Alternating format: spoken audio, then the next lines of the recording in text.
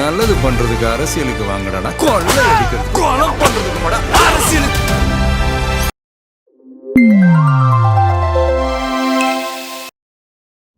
வணக்கம், இது செய்தி மலரின் நேர்காணல் நிகழ்ச்சி. இன்றைய நிகழ்ச்சியில் கலந்து கொண்டு தன்னுடைய கருத்துக்களை தெரிவிப்பதற்காக தமிழ்நாடு காங்கிரஸ் கமிட்டியினுடைய மாநில தகவல் அறியும் உரிமை சட்டத்தினுடைய மாநில தலைவர் வழக்கறிஞர் கனகராஜ் அவர்களை சந்திக்க வருகிறோம். வணக்கம் சார். வணக்கம். நீண்ட நாள் கனவான ஆட்சிக்கு வந்துட்டீங்க, ஆட்சி அதிகாரத்திலையும் பங்கேற்றாச்சு. 60 வருட கனவு இல்லையா? 60 வருட கனவுல தமிழகத்தில் வந்து பங்கேற்றுட்டீங்க. 100% பங்கேற்றுட்டீங்க. ரொம்ப சந்தோஷம், மிகவும் மகிழ்ச்சி, சிறப்பு. ஆனால் அது நேர்மறையாக வரலை, பின்புற வாசல் வழியாக வந்தீங்கன்னு ஒரு விமர்சனங்கள் இருக்குது. வாசல்னா 2 இருக்கா? வாசல் தானே, அதுவும் வாசல் தானே. வாசல் தான், கொல்லைப்புறமாக வர்றதுன்னு ஒன்று இருக்குல்ல. கொல்லைப்புறம் கொள்ளை எடுத்துகிட்டு வந்தால் தான் தப்பு, கொல்லைப்புறமும் வரலாம். இல்லை, நேர் வழியாக வர்றது தான் சிறப்பு. சரி, நேர்வழி சிறப்புன்றது அரசியலை பொறுத்தவரையிலும் என்றைக்கும் கொல்லைப்புறமும் கிடையாது, நல்ல புறமும் கிடையாது. அரசியலை பொறுத்தவரையிலும் எப்படி எந்தெந்த நேரத்தில் எப்படி நடந்து கொள்ள வேண்டும் என்று அரசியல் தலைவர்கள் அரசியல் சூழலுக்கு ஏற்ப ஒரு முடிவெடுப்பார்கள். அந்த முடிவு தான். அதனால் காங்கிரஸ் கட்சியை பொறுத்தவரையிலும் நாங்கள் சொல்லணுன்னா கொல்லைப்புறம்னு சொல்ல முடியாது. இதுக்கு முன்னாடியே நாங்கள் திமுக கூட்டணிக்கு வரத்துக்கு முன்னாடியே தாவேகாவோடு கூட்டணி அமைக்க வேண்டும் என்று கடந்த தேர்தலுக்கு முன்பு 2 மாத காலங்களாக நிறைய பேர், நிறைய தலைவர்கள், எம்எல்ஏக்கள், எம்பிக்கள் போராடினாங்க. ஆனால் அது ஏன் நடக்கலை கட்சி? ஆனால் கடைசியில் அதுதான். அப்போது கடைசியில் வந்து எங்களுக்கு என்னென்னா நிர்பந்தம் திடீர்னு எங்களுடைய மூத்த தலைவர் திரு ப. சிதம்பரம் அவர்கள், அப்புறம் தமிழ்நாடு காங்கிரஸ் கமிட்டி தலைவர் திரு செல்வ பெருந்தகை அவர்கள் பேச்சுவார்த்தை நடத்தி மீண்டும் நாம் திமுகவோடு இருப்போம் என்று தலைவர் திரு மல்லிகார்ஜுன கார்கே மூலமாக ஒரு அழுத்தம், நீங்கள் சோனியா நேரடியாக பேசி அப்படின்னு அழுத்தம்னு சொல்ல முடியாது, அவர்கள் காரணமாக நாங்கள் அந்த திமுகவோடு போக வேண்டிய நிர்பந்தம் ஏற்பட்டது. ஆனால் தொண்டர்களுக்கெல்லாம் அதில் விருப்பம் இல்லை. அதை வெளிப்படையாக சொல்லணுன்னா 60 விழுக்காடு தொண்டர்களுக்கும் 60 விழுக்காடு தலைவர்களுக்கும் அதில் விருப்பம் இல்லை, உடன்பாடு இல்லாத ஒரு கூட்டணியோட வேலை பார்த்தது தான் அந்த தோல்விக்கெல்லாம் காரணம்ன்றது நீங்கள் நினைக்கிறீங்களா? சரி, உடன்பாடு இல்லாத கூட்டணியில் வச்சதுனால தோல்விக்கு காரணம்னு ஒன்றும் சொல்ல முடியாது. அது ஒரு காரணமாக இருந்தாலும் பெருங்காரணங்கள் வந்து எக்ஸாம் எழுதுகிறவர் நல்லா படிச்சுட்டு போய் எழுதணும். நம்ம எக்ஸாம் எழுதுகிறவரு கூட போகிறோம், சப்போர்ட்டிவாக இருக்கும். சரி, திமுகவினுடைய அரசாங்கம் நல்லாட்சி கொடுத்திருந்தால் மக்கள் நல்ல மதிப்பெண்கள் போட்டு அவர்கள் ஆட்சி கட்டிலில் அமர்த்தியிருப்பார்கள். அப்போ திமுகவை வச்சு தான் காங்கிரஸ் ஓட்டெல்லாம் வாங்கினது இல்லையா? ஓட்டு வாங்காததுக்கும் காரணம், வாங்குறதுக்கும் காரணம் ஒரு கூட்டணி கட்சி திமுக தான். சரி, ஓட்டு வாங்காதது 2. காங்கிரஸ் கட்சிக்கு தனியாக ஒரு ஓட் பேங்க் இருக்குது, டிஎம்கே கேடர்ஸ்க்கு தனியாக ஒரு ஓட் பேங்க் இருக்குது. அதையும் தாண்டி பொதுமக்கள் வந்து காமன் ஓட்டர்ஸ், அவங்க போடுற ஓட்டு தான் வந்து வெற்றி வாய்ப்பை நிர்ணயிக்கும். சரி, இப்போ நீங்கள் காமன் ஓட்டர்ஸ் வந்து எங்களுடைய கட்சி ஓட்டுகளை பிரிக்க முடியாது. இப்போ அதே போல் பொது ஜனங்கள் போடுகின்ற வாக்குகளும் திமுக ஓட்டை பிரிக்க முடியாது. ஸோ அவங்க ஓட்டு போடல, ஆனால் காங்கிரஸ் கட்சியோட ஓட்டு சதவீதம் அப்படியே தான் இருக்குது. அதில் மாறல, ஏறவும் இல்லை இறங்கவும் இல்லை. இப்போ வெற்றிக்கு காரணம் இந்த கூட்டணி கட்சிகள் தான். பொதுவாக எந்த வெற்றிக்கு? பொதுவாக நீங்கள் வெற்றி அடைந்தாலும் சொல்கிறேன். எந்த வெற்றி தான் அடையலையே திமுக. எப்போது பொதுவாக தேர்தலில் காங்கிரஸ் வெற்றி பெறணும்னா திமுக போன்ற கட்சிகளுடைய ஆதரவு தேவை இருந்தால் தான் வெற்றி பெற முடியும். சரி, இப்போ அது போன்ற ஒரு மாயை 1900 அவங்களே அதுதான் சொல்கிறாங்க. அதை தாங்க சொல்கிறேன், நான் சொல்கிறேன். அதாவது முத்தமிழறிஞர் கலைஞர் அவர்கள் வந்து ஆரம்பத்தில் அவர் 59ன்னு நினைக்கிறேன், 59, 62 அந்த 2 வருடங்களில் ஒரு வருடம், அப்போவே வந்து 14 கட்சி கூட்டணி வச்சு தான் தமிழ்நாட்டில் முதல்ல ஆட்சி கட்டிலுக்கு ஏறினாங்க. அதன் பிறகு பார்த்திங்கன்னா 67லேருந்து 77 வரலும் திமுக ஆட்சி, 77லேருந்து 87 69 தானே முதல்ல 69, அதான் 67லேருந்து 69 காங்கிரஸ் கட்சி ஆட்சி இழந்தது 67. ஸோ அதற்கு பிறகு இவங்க தான் இருக்கிறாங்க. 77 வரலும் இருக்காங்க. அப்புறம் எம்ஜிஆர் வந்து பிரிஞ்சிட்டார். ஒரு 87 வரலும் அவர் இருக்கார். 89 அப்புறம் அம்மையார் வராங்க. மாண்புமிகு முன்னாள் முதலமைச்சர் திரு புரட்சித் தலைவர் ஜெயலலிதா அவர்கள் முதலமைச்சராக பதவியேற்ற கொண்டு தொடர்ந்து அவர்கள் திமுக அதிமுக என்று மாறி மாறி வருது. அப்படி மாறி மாறி வந்தாலும் திமுகவை பொறுத்தவரையிலும் அவர்கள் பல தேர்தல்களில் ஒரு சில தேர்தல்களை தவிர கூட்டணியோடு தான் நிற்கிறாங்க.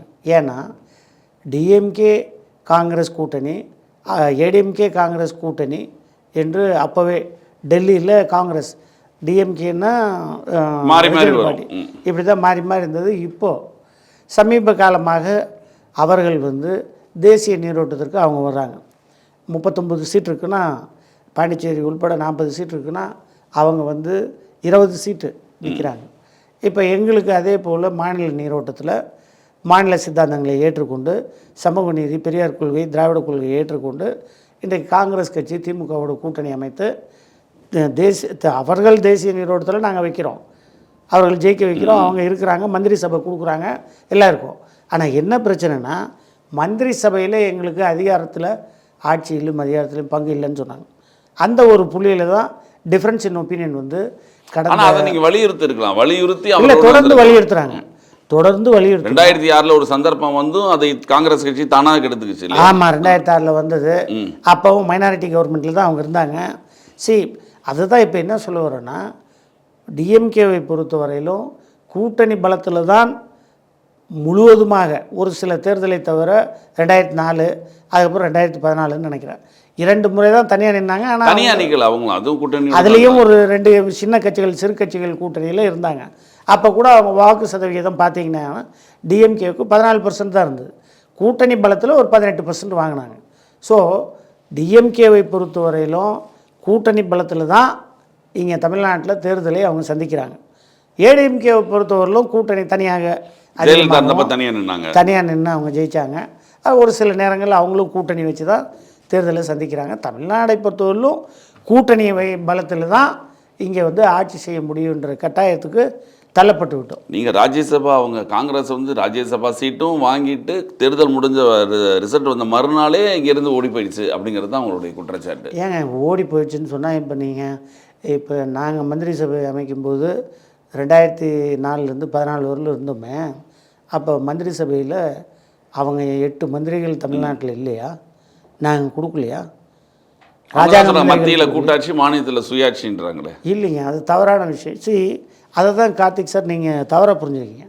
மத்தியில் கூட்டாட்சி, மாநில சுயாட்சினா என்னது உங்களுக்கு விளக்கம் தெரியுமா? தெரியல நான் சொன்னேன். என்னை பொறுத்தவரையிலும் ஒரு வழக்கறிஞராக நான் என்ன நினைக்கிறேன்னா, மத்தியில் கூட்டாட்சி என்பது அனைத்து மாநில உரிமைகள் தழுவிய ஆட்சி, அனைத்து மாநிலத்துக்கு உண்டான ஆட்சி. தனியாக ஏதாவது தேசத்துக்குன்னு ஒரு ஆட்சி இருக்கா? எல்லா மாநிலமும் தழுவிய ஆட்சி. அதில் என்ன தனியாக பாகுபாடு இருக்கா? இந்திய ஆட்சி அப்படின்னு ஏதாவது இருக்கா? இல்லை. அனைத்து மாநிலங்களுக்கும் மொழிக் கொள்கை, கல்விக் கொள்கை, இனக்கொள்கை அதை சார்ந்து இருக்க வேண்டும், அவ்வளோதான். அது எல்லாருக்கும் சேர்ந்த ஒரு ஆட்சி, கூட்டாட்சி. அடுத்தது நீங்கள் அப்படியே வாங்க, மாநில சுயாட்சி. இதுதான் இந்த புள்ளியில் நம்ம விரும்புகிறோம், விளக்கணும்னு விரும்புகிறோம். அந்த காலங்களில் நமக்கு மாநிலத்துக்கு கிடைக்க வேண்டிய முழு உரிமைகள் கிடைக்கப்படலை. ஏன்னா சவுத் இந்தியாவை பொறுத்தவரையிலும் நம்ம ஒரு 150 எம்பிஸ் தான் ரெப்ரசன்ட் பண்ணுறாங்க. மெஜாரிட்டி 129லேருந்து 180. இப்போ அந்த மறுவரையறைக்கு பிறகு 180 வரலாம். இப்போது 129லேருந்து 180 எம்பிஸ் நம்ம இருக்கிறோன்னா, சவுத் இந்தியாவில் எங்களுக்கு தேவையான விஷயங்கள் செய்கிறதில்ல. சுயாட்சி, அதுதான் சுயாட்சிக்கு நம்ம சொல்கிறோம். சுயாட்சிக்கு என்ன விளக்கம் நம்ம தமிழக மக்களுக்கு நம்ம சொல்கிறோமே ஆனால், மொழிக் கொள்கை, இனக்கொள்கை, கல்விக் கொள்கை, பிரதிநிதித்துவ கொள்கை, அதிகார கொள்கை, ஆட்சியில் பங்கு, இதுதான் நம்ம கேட்குறோம். எங்களை பொறுத்தவரையிலும் தமிழ்நாடுக்கு எது தேவையோ அதை நாங்கள் செஞ்சுக்கிறோம். எங்களுடைய மொழியில், கல்வி, கலாச்சாரத்தில் நீங்கள் தலையிடக்கூடாது. ஃபார் எக்ஸாம்பிள், இதுக்கு காவேரி இஷ்யூ இருக்குது. காவேரி இஷ்யூ தமிழ்நாட்டுக்கு கிடைக்க வேண்டிய அந்த காவேரி என்ன நடுவர் மன்றம் தீர்ப்பு வழங்கினார்களோ அதனுடைய எங்களுக்கு தண்ணி வேணும். அந்த தண்ணீர் நிலைப்பாட்டில் காம்ப்ரமைஸ் கிடையாது. அது ஒவ்வொரு தடவையும் இந்த பிரச்சனை வருது. மேகாடாட்டு அணை கட்டுறதுனால தடுக்க முடியல. இல்லை, அதை தான் சொல்கிறேன் நான். இப்போது மாநில உரிமைகள் சார்ந்து சொல்கிறேன், அது ஒரு பிரச்சனை. இதுபோல் கல்வி உரிமைகளை பொறுத்தவரையிலும் நீட்டை பொறுத்தவரையிலும் பாதிக்குது. தமிழக மாணவர்களுக்கு அதுக்கு எதிரானது.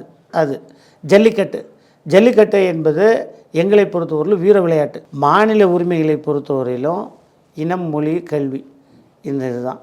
இப்போ இந்த மொழி கொள்கையை பொறுத்தவரையிலும் தமிழ் மொழி தான் மூத்த மொழி. இன்றைக்கி தமிழ் மொழி தான் ஆதி மொழி.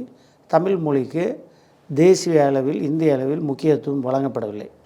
அது ஒரு இஷ்யூ இருக்குது.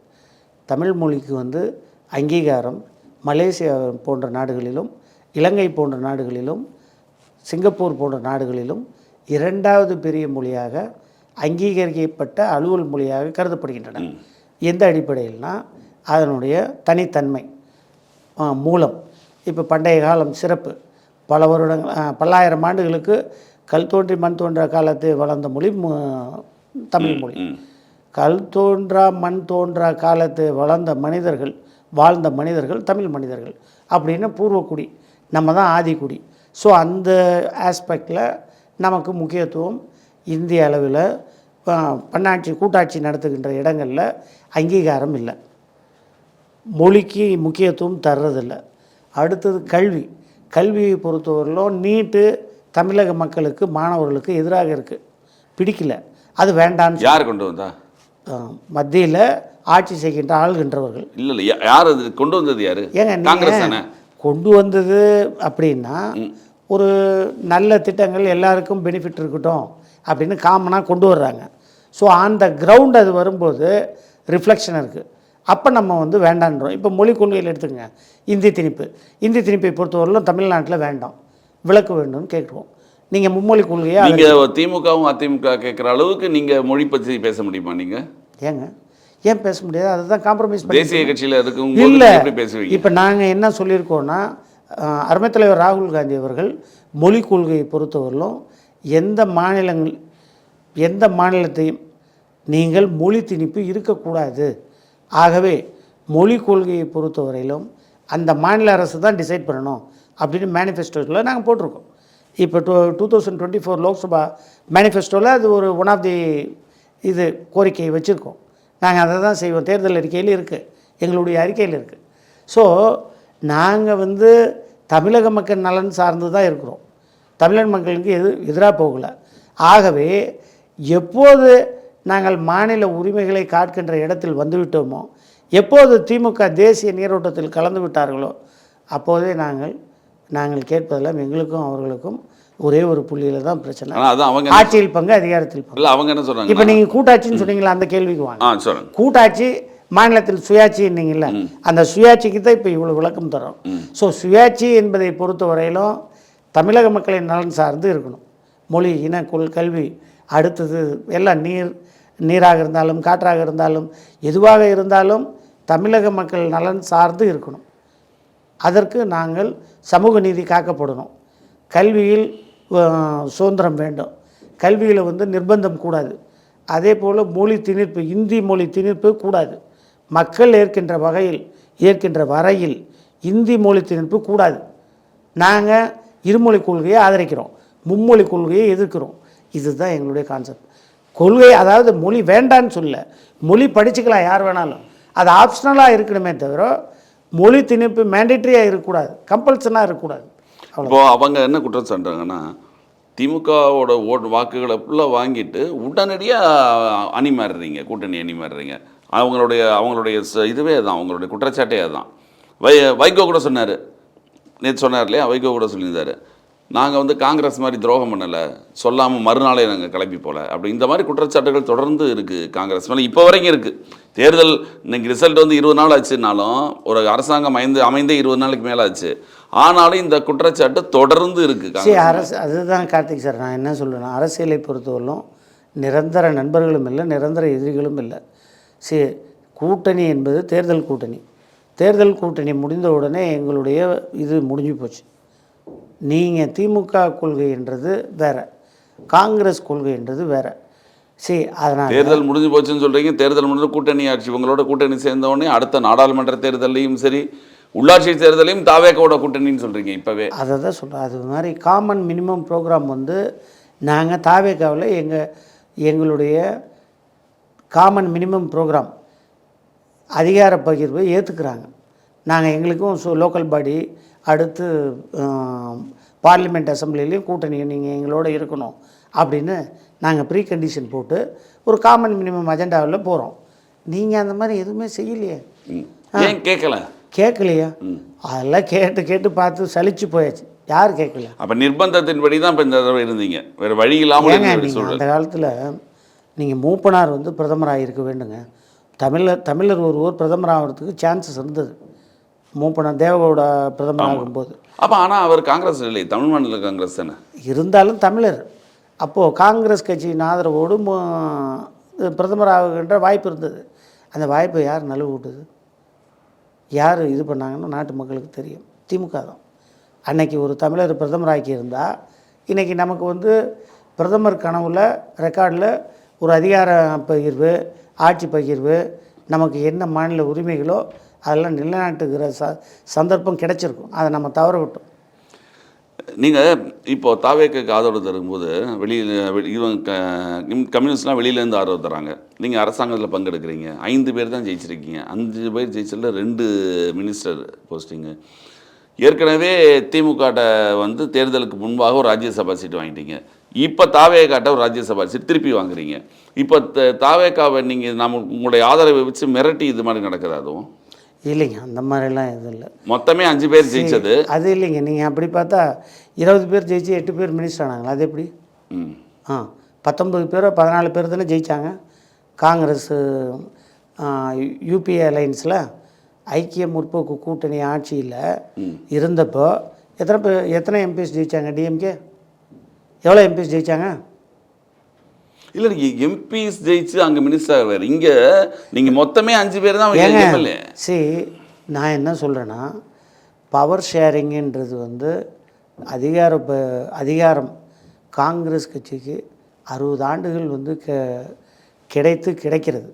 அப்போ கிடைக்கும்போது 5 எம்எல்ஏஸில் 2 மந்திரி. என்ன பிரச்சனை உங்களுக்கு? மந்திரின்னா இப்போ என்ன நாங்கள் தமிழர்கள் இல்லையா? காங்கிரஸ் கட்சியில் உள்ளவர்கள் சட்டமன்ற உறுப்பினர்கள்லாம் தமிழ்நாட்டுக்கு எதுவும் செய்ய மாட்டாங்களா? அந்த மக்களுக்கு சேவை செய்ய ஒரு வாய்ப்பு இல்லை. உங்களுக்கு ஓட்டு போட்ட மக்கள் யாருக்காக ஓட்டு போட்டாங்க? யாருக்கு? காங்கிரஸுக்காகவும் திமுகவுக்கும் ஓட்டு போட்டு குற்றச்சாட்டை நிறைய பேர் சொல்கிறாங்க. சரி, ஓட்டு போடலையே உங்களுக்கு? நான் சொல்கிறேன், எங்களுக்கு ஓட்டு போட்டவங்க இப்போது ஓட்டு போட்டது யார்? மக்கள் வந்து வாக்களிக்கும்போது காங்கிரஸுக்கு தனியாகவும் திமுகவும் தனியாகவும் ஓட்டு போடல. 2 பேரும் சேர்த்து தான். அதுதான் திமுகவோட ஓட்டு உங்களுக்கு வந்திருக்கு, உங்கள் ஓட்டு திமுகவுக்கு போயிருக்கு. அதில் பொதுமக்கள் ஓட்டு இருக்கா இல்லையா? இருக்கு. பொதுமக்கள் ஓட்டு தான் சொல்கிறேன் நான். நீங்கள் கட்சிக்காரங்க ஓட்டை விட்டு நீங்கள் விடுங்க. நீங்கள் இப்போ கட்சிக்காரங்க ஓட்டை நான் முன்னாடியே அதுக்கு பதில் சொல்லிட்டேன். நீங்கள் கட்சிக்காரங்க ஓட்டை நான் விடுங்கன்றேன். கட்சிக்காரங்க ஓட்டு பொதுமக்கள் சொல்லுங்க. நீங்கள் இருங்க. பொதுமக்கள் ஓட்டு இருக்குது, காங்கிரஸ் கட்சிக்காரர்கள் ஓட்டு இருக்குது, திமுக கட்சிக்காரர்கள் ஓட்டு இருக்குது. இப்போ நான் என்ன சொல்கிறேன்னா, இப்போ திமுக கட்சிக்காரர்கள் எம்எல்ஏக்கள் ஜெயித்தப்போ 500 ஓட்டு 300 ஓட்டில் என்ன 20-30 எம்எல்ஏக்கள் ஜெயிச்சிருக்காங்க. அதில் காங்கிரஸ் ஓட்டு 3000 ஓட்டு இருக்குது. இப்போ அந்த வெற்றி இப்போ காங்கிரஸ் ஓட்டுனால தானே அவங்க ஜெயிச்சாங்க. அவங்க உங்களை வெளியே போக சொல்லவே இல்லை. நீங்கள் நான் சொல்கிறேங்க, நீங்கள் கேட்டீங்க கேள்வி, நான் அதுக்கு சொல்லிட்டு இருக்கேன். எங்கள் ஓட்டில் தானே அவங்க ஜெயிக்கிறாங்க, அதே போல் அவங்க ஓட்டில் தானே நாங்கள் ஜெயிக்கிறோம். இப்போ நாங்கள் இருவரும் பொதுமக்கள் ஓட்டு போட்டு தானே ஜெயிக்கிறோம். ஆக 3 விதமான ஓட்டுகள் அங்கே வாக்குகள் இருக்குது.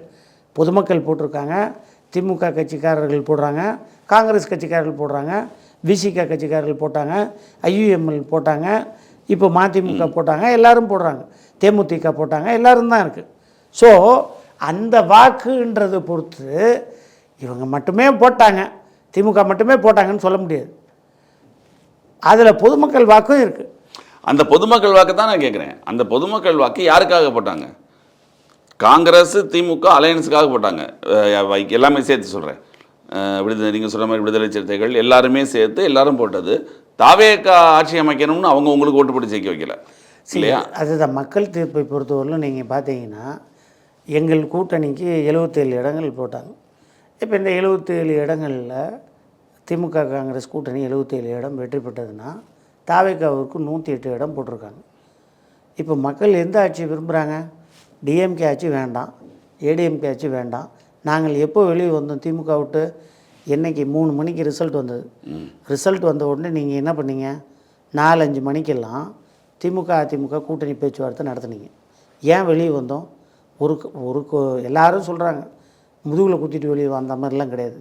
திமுக அதிமுக வந்து திமுக ஆதரவோடு நாங்கள் ஆட்சி அமைப்போம் என்ற முடிவை பாண்டிச்சேரியில் ரிசார்ட்ஸில் 47 எம்எல்ஏ எடுத்தாங்க, ஏடிஎம்கே எம்எல்ஏ.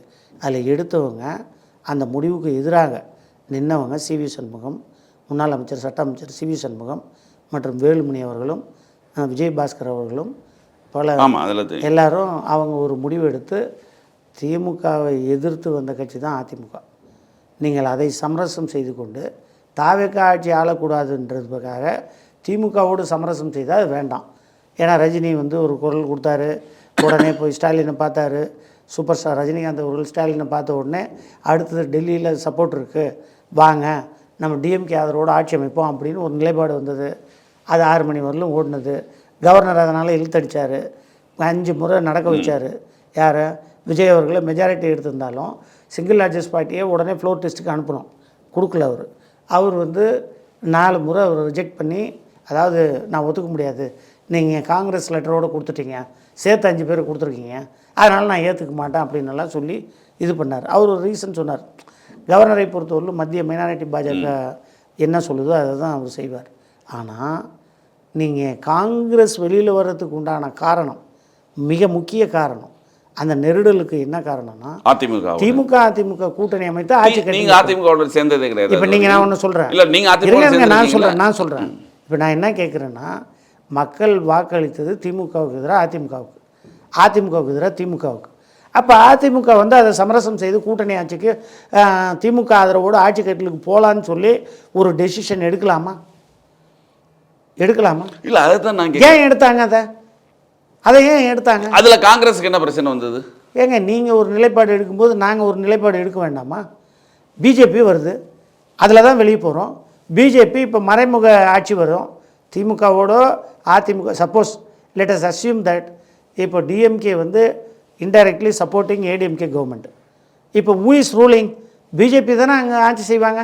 அப்போது பிஜேபி வரக்கூடாதுன்ற காரணத்துக்காக தான் மத சார்ந்த ஆட்சி வரக்கூடாது, மதம் சார்பற்ற ஆட்சி வரணும்னா தாவேக்காவிற்கு நம்ம ஆதரவு கொடுப்போம், உடனே ஆதரவு கடிதம் கொடுத்து அந்த நல்லாட்சியை மத சார்பற்ற ஆட்சிக்கு ஆதரவு கொடுப்போம்னு ஒரு முடிவு எடுக்கிறோம். மக்களுக்கு, தமிழக மக்கள் நலன்தான் அது. கூட எங்கள் நல்ல நின்று இருக்கு. எங்கள் 60 ஆண்டு காலத்துக்கு பிறகு ஒரு 2 மந்திரி நீங்கள் சேர்ந்து சரி மந்திரியெல்லாம் வாங்கியிருக்கீங்க, அதெல்லாம் சரி. அவசரமாக உள்ளாட்சி தேர்தலையும் சேர்ந்துருப்போம், அடுத்த நாடாளுமன்றத்துக்கும் சேர்ந்துருப்போம், மறுநாளே அறிவிக்க வேண்டிய அவசியம் என்ன? ஏன்னா இப்போ பிஜேபியை பொறுத்தவரையிலும் எல்லா ஸ்டேட்லேயும் இன்றைக்கி குதிரை பேரம் நடத்துறதுல உலகத்திலேயே நம்பர் 1 கட்சி எதுனா மத்திய மைனாரிட்டி பாஜக ஆட்சி தான். ஏன்னா இது நாள் வரையிலும் 449 எம்எல்ஏக்களை குதிரை பேரம் மூலமாக ஆட்சி கவிழ்ப்பு செய்து பண்ணியிருக்காங்க. சரி, தமிழ்நாட்டில் நடந்து கொண்டு இருப்பது ஆட்சி கவிழ்ப்பு கிடையாது, ஆட்சி தக்க வைப்பது, குதிரை பேரம் கிடையாது. சரி, இப்போ எல்லாரும் சொல்கிறாங்க மாண்புமிகு முதல்வர் விஜய் அவர்கள் எங்கேயாவது போய் அடுத்தவங்க ஏடிஎம்கேல இருந்து எல்லார் வீட்டு கதவையும் தட்டி நீ கூட்டணிக்கு வான்னு கூப்பிட்டாரா? இல்லை. இப்போ ஏடிஎம்கேல இருக்கிறவங்க ஏன் அந்த டெசிஷன் எடுத்து வர்றாங்கன்னா, டிஎம்கேவோட நான் ஆதரவோடு நம்ம வேண்டான்ற புள்ளியில் தான் அவங்க நமக்கு வந்து தாவேக்காவுக்கு ஆதரவு தர எல்லாரும் 25 பேர் வாக்களித்தார்கள். அதில் ஃப்ளோர் டெஸ்ட்டில் ஏடிஎம்கே ஓட்டு போட்டிருக்கு. அது பிஜேபி எதிர்த்து, பிஜேபி கூட்டணி எதிர்த்து, திமுகவை எதிர்த்து வந்தார்கள். அதுதான் நிலைப்பாடு. இப்போது நாங்களும் அது போல் என்ன சொல்கிறோன்னா, பிஜேபி ஆட்சி இன்டைரக்டாக வந்துடக்கூடாதுன்னு தான் எதிர்காலங்களில் உள்ளாட்சி தேர்தலில் திரும்பவும் குழப்பம் பண்ணுவாங்க, தாவேக்காவோடு கூட்டணிக்கு வைப்பாங்க, தாவேக்காவையும் குழப்புவாங்க. ஸோ தாவேக்காவோடு நீங்கள் உள்ளாட்சியிலையும் பாராளுமன்றத்திலையும் நீங்கள் மீண்டும் பிஜேபி நாளைக்கு அவர்களை வந்து திசை திருப்பக்கூடாது. மும்பையில் திசை திருப்பினாங்க, கோவாவில் ஃபஸ்ட்டு எங்களை அழிச்சாங்க, மெஜாரிட்டி நாங்கள் எங்கள் எம்எல்ஏஸே வாங்கி அவங்க ஆட்சி அமைச்சாங்க. நீங்கள் என்ன குதிரை பேரம் தான் நீங்கள் சொன்னீங்க, குதிரை பேரம், ஆட்சி கவிழ்ப்பு, ஆட்சி தக்க வைப்பு கிடையாது, ஆட்சி கவிழ்ப்பு. இங்க ஒரு கட்சியை உடைக்கிறதுக்கு பேரு 3 எம்எல்ஏ வந்து எந்த கட்சியை உடைச்சோம்? அதிமுக வந்து நீங்க சொல்லல, தாவேக்கா சொல்றேன். யார் கட்சி? தாவேக்காவை தானே சொல்ற குதிரை பேரம்னு. தாவேக்கா குதிரை பேரம் எங்கேயுமே அதிமுகல இருந்து 3 எம்எல்ஏ ரிசைன் சாரி, குதிரை பேரம் நான் இப்போவும் சொல்றேன். குதிரை பேரம் என்பது அர்த்தம் என்ன? அகராதியில் அர்த்தத்தை பாருங்க. என்ன அர்த்தம்? குதிரை பேரம் என்பது ஒரு எம்எல்ஏவோ அல்லது ஒரு எம்பியோ விலைக்கு வாங்கி, இப்போ நீங்கள் ஆட்சியில் இருந்தீங்கன்னா உங்கள் ஆட்சியை கவிழ்ப்பது, அதுதான் குதிரை பேரம். அதுக்கு மட்டும் குதிரை பேரம் கிடையாது. நீங்க மறைமுகமாக பேரம் நடத்தினாலே அதுதானே. என்னது மறைமுக பேரம்னா எதுக்கு? ஆட்சி ஆல்ரெடி தக்க வச்சுட்டோம், இப்போ ரிசைன் பண்ணிட்டு தாவேக்காலில் சேர்றாங்க, என்ன பண்ண போகிறீங்க? ஏன் ஏன் அந்த அவங்க அந்த டெசிஷனுக்கு வராங்க? சரி, ஒரு எம்எல்ஏ பதவி கூட வேண்டான்னு சொல்லிட்டு உதறி தள்ளிட்டு ஒரு கட்சியில் சேர்றாங்க, திருப்பி அதே இதில் விசில் சின்னத்தில் நிற்கிறதுக்காக வராங்க. வேற என்ன அவங்களுக்கு சீட்டே நாங்கள் வேணாம். எம்எல்ஏ பதவி திருப்பி ஆவாங்களா இல்லையான்னு சந்தேகம் தானே, ஆவாங்களா இல்லையான்னு சந்தேகம். நம்பிக்கை தான் அவங்களுக்கு. இவ்வளோ பேர் ஜெயிச்சிருக்காங்க, நம்மளும் ஜெயிச்சிடும் நம்பிக்கை தான். இருங்க, ஃபஸ்ட்டு அதுக்கு அடுத்தது ஜெயிப்போன்றது எதிர்காலம். ஆனால் நிகழ்காலத்தில் எம்எல்ஏ அதை ராஜினாமா செய்கிறாங்க. ஏன்? ஒரு எம்எல்ஏ பொறுப்புன்றது இன்றைக்கி எம்எல்ஏனா என்ன, அவங்களுக்கு இப்போ அவங்களுக்கு வந்து படி இருக்குது, எம்எல்ஏக்கு சம்பளம் இருக்குது, எம்எல்ஏக்கு ட்ரெயின் ஃபேரு, அது இதெல்லாம் அவர்களுக்கு மக்கள் சேவை செய்கிற அவர்கள் உறுப்பினர்களுக்கு நிறைய சேக்ரிஃபைஸ் அவங்களுக்கு எல்லாமே வருது. அவங்களுக்கு கிடைக்க வருகின்ற எல்லா உதவிகளும், அரசாங்கத்தால் கிடைக்கின்ற மரியாதைகள், அதை விட தாண்டி மரியாதை, கௌரவம், அந்த கௌரவத்தையே அவங்க காம்ப்ரமைஸ் பண்ணிட்டு வர்றாங்க. ஏன்? அது அவங்களுடைய செல்ஃப் டிசிஷன். ஏன்னா அங்கே வந்து ஏடிஎம்கே டிஎம்கே கூட்டணி வேண்டாம் அப்படின்னு சொல்லி அந்த புள்ளியில் வெளியே வந்து ராஜினாமா பண்ணிட்டு வராங்க. ஏன் இப்போது காங்கிரஸில் இருக்கிற எம்எல்ஏக்கள் ராஜினாமா பண்ணி டிஎம்கேக்கு போகலையா?